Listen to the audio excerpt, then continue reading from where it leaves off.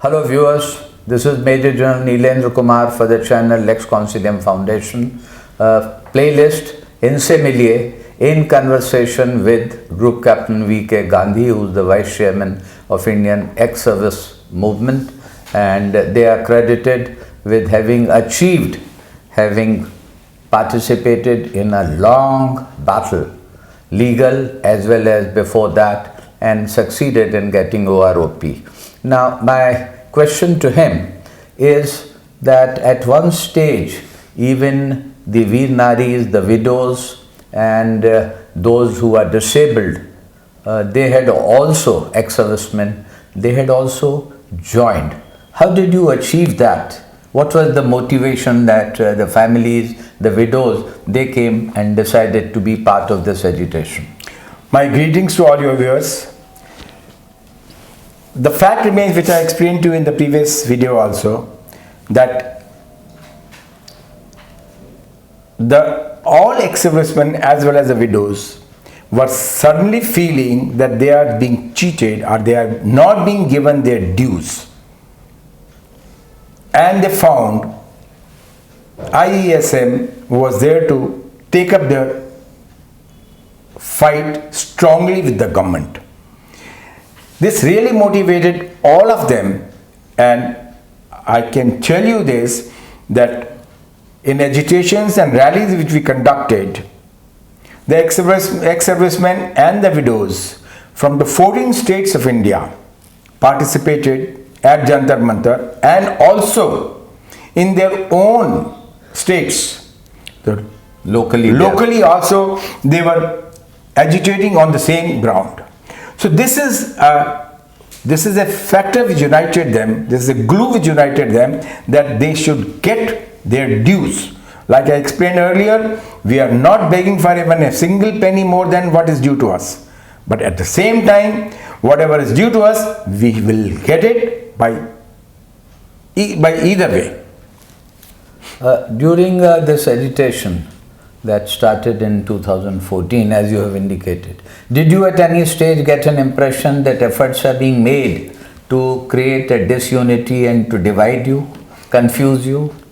Well, the question is, whenever any agitation starts, there are people who are trying to divide. But fortunately for us, the unity was so strong that those efforts could not succeed.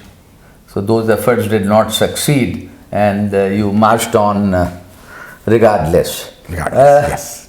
In retrospect, what do you like to say about the role of the media, particularly print media, to report your cause in an objective manner?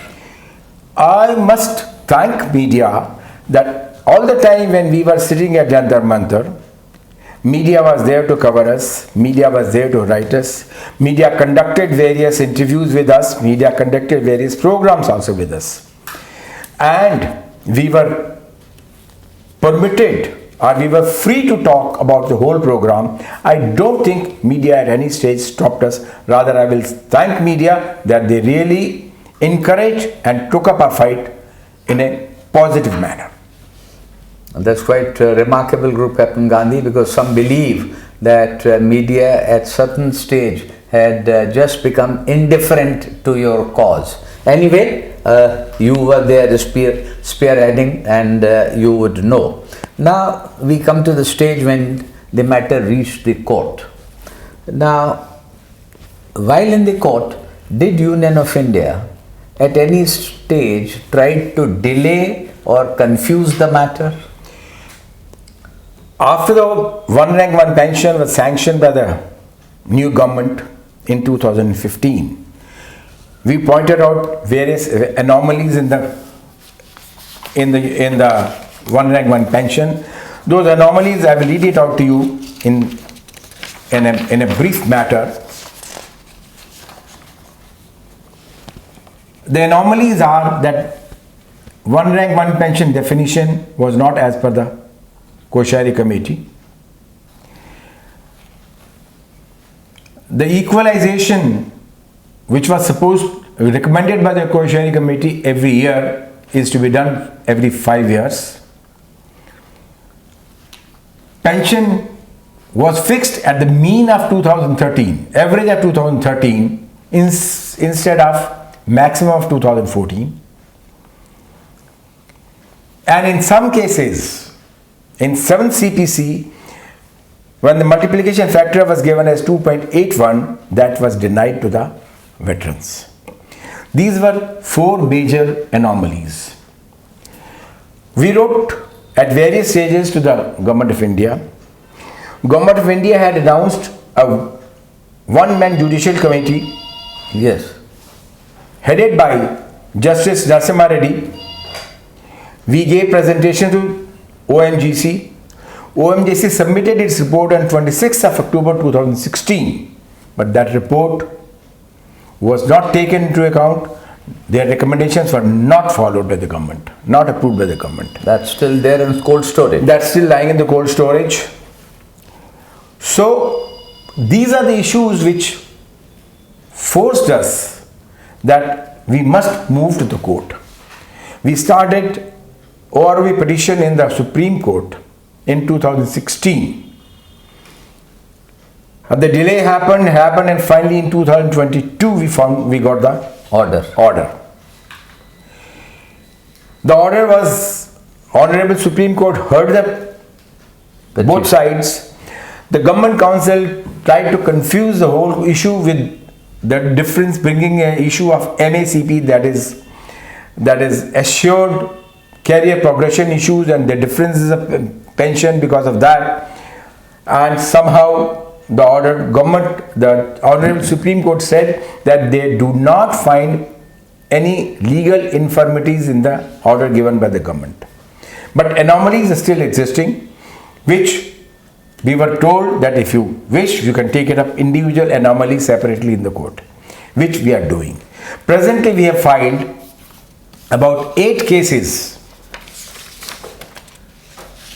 in the various courts, and these cases are, like I explained earlier, that a letter dated 17th January 2013, which has implemented that the JCO's and OR's pension is to be fixed at the notional maximum of that year, whereas the OROP letter says it is to be fixed as average of minimum and maximum of the previous year.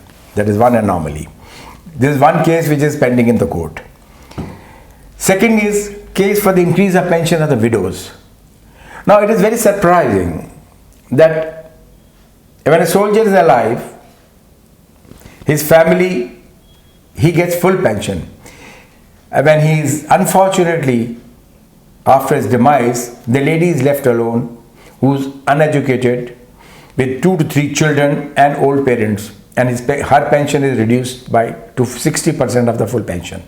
Now this is a grave injustice to a lady, to a Veer Nari, whose husband has given all his life to the Cause of the country. This is another case which is pending in the court.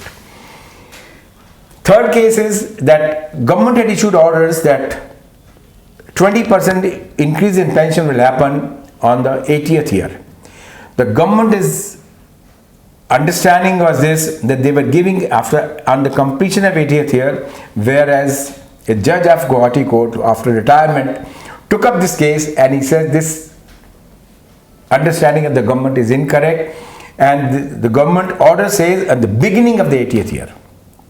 It is surprising that all judges are getting this at the beginning of the 80th year, whereas we have won almost 30 to 40 cases on this issue, but it has still not been given. It's still not been given. Government has obtained a stay order from the Supreme Court in one case, and that is why it is being held. We are hoping that the stay will be vacated in the next 2 to 3 months, and this should get implemented. Okay. The fourth case is the case for the pension of reservist. A reservist is a soldier who has done 10 to 12 years of service, and after that he was told to retire because of no vacancy in the army, but told to stay in reserve for 5 years. The court has ordered that 5 years when he was told to put at the reserve list is to be counted as a service, though he did not get pay for that. So his Total service becomes 15 years, which is pensionable. As per this, he should get the same pension as that of the soldier or sepoy. Not being given. He is not being given. Government had issued an order that he will be given 2/3 of the basic of the sepoy. But on the 7th pay commission, when they implemented the 7th pay commission, they did not give even 2/3. They fixed a reservist soldier's pension at the minimum of the basic, which is almost 50% of the sepoy's pension.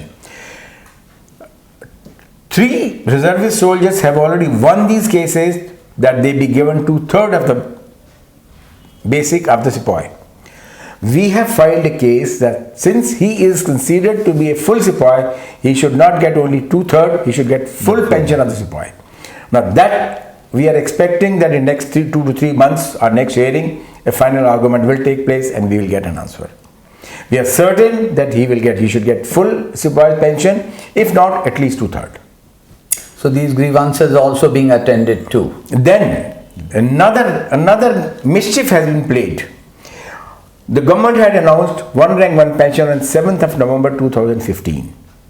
In that letter, it is very clearly stated that henceforth, that means 7th of November 2015 onwards, any soldier going on premature retirement on personal request will not be given OROP.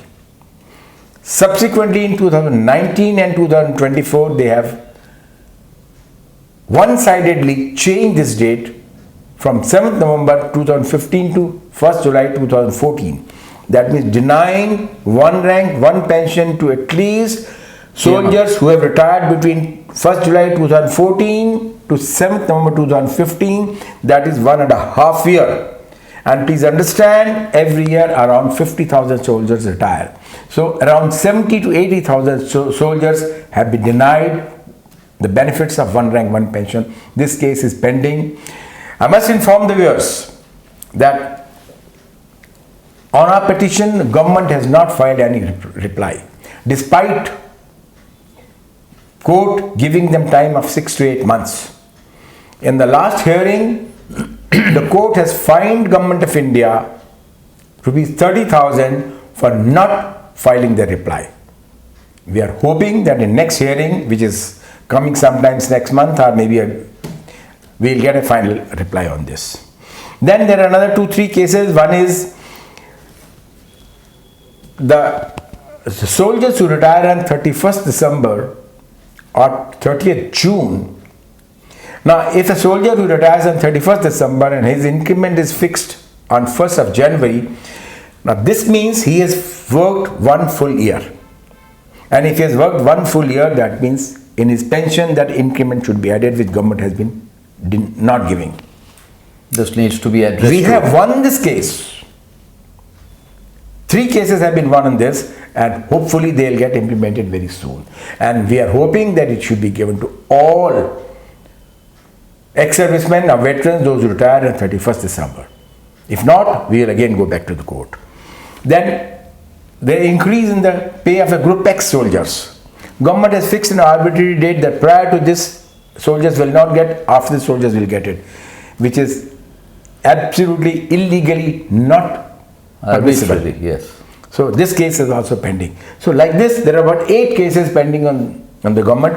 These will take care of anomalies in one rank, one pension. So your work is far from over till this is completed. My work till the time we get full justice for every soldier, every widow, my work is not over. Thank you. This brings us to the end of this video. Be with us. This conversation will continue. Thank you.